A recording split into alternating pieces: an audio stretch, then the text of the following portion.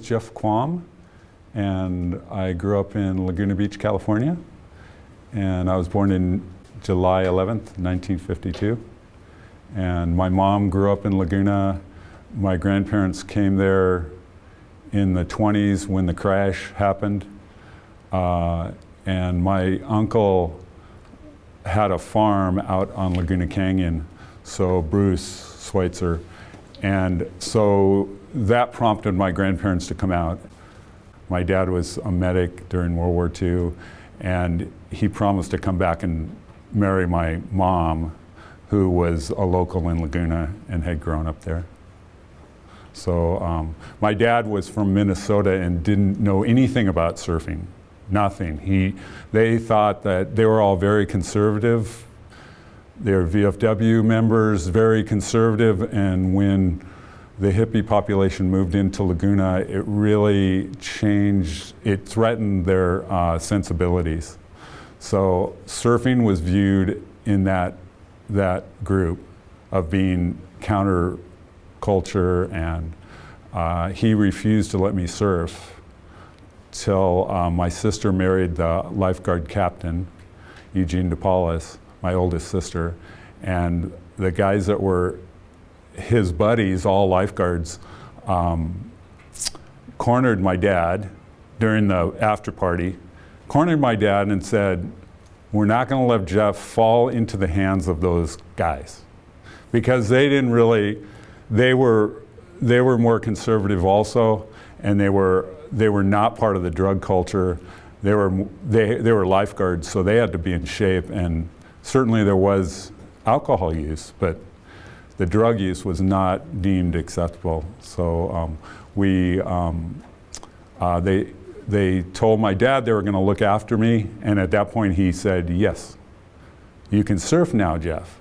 So down the street from my house, in the bushes, I had a surfboard that one of the lifeguards had given me probably a year before previously, that I pulled out of the bushes and took it home and brought it home, and it was a surfboard no one wanted.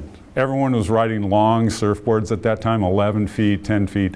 This one was 8'6", and so everyone thought that was worthless, so they gave it to me, and which I took advantage of, but I pulled it out of the bushes, took it home, and said, "Look what one of the lifeguards gave me." And then I was allowed to surf from that point on, and it led me to lifeguarding.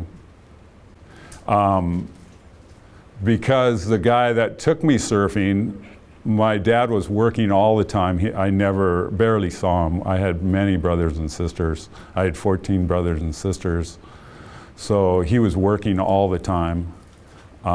So Jack Linke was my mentor for surfing.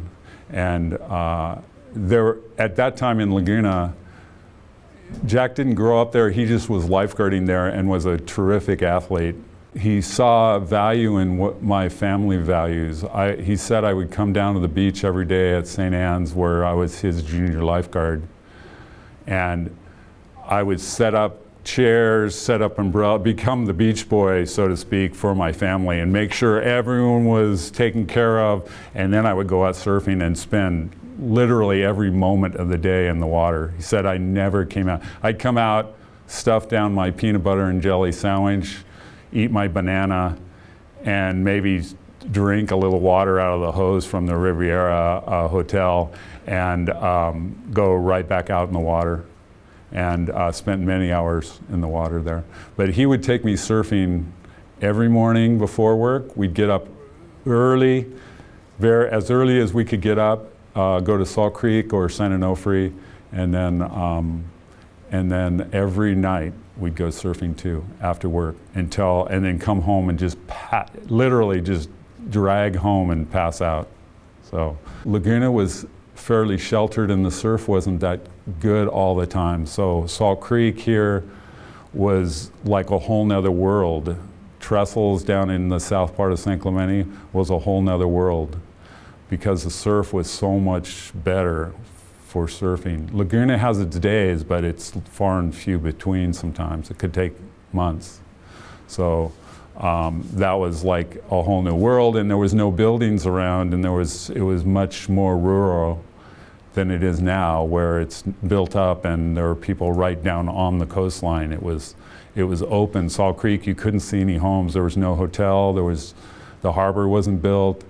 We got to drive down to the beach like you can at San Onofre still today, and so it was really amazing. Someone explained to me they were lamenting about Dana Point losing Killer Dana surf break there because of the harbor being built. But when you go down there and you look at all the people enjoying it, that area could never accommodate that many people at once. So for that reason, it's a wonderful thing. I hate seeing the break go away, but that was just the sacrifice that had to be made.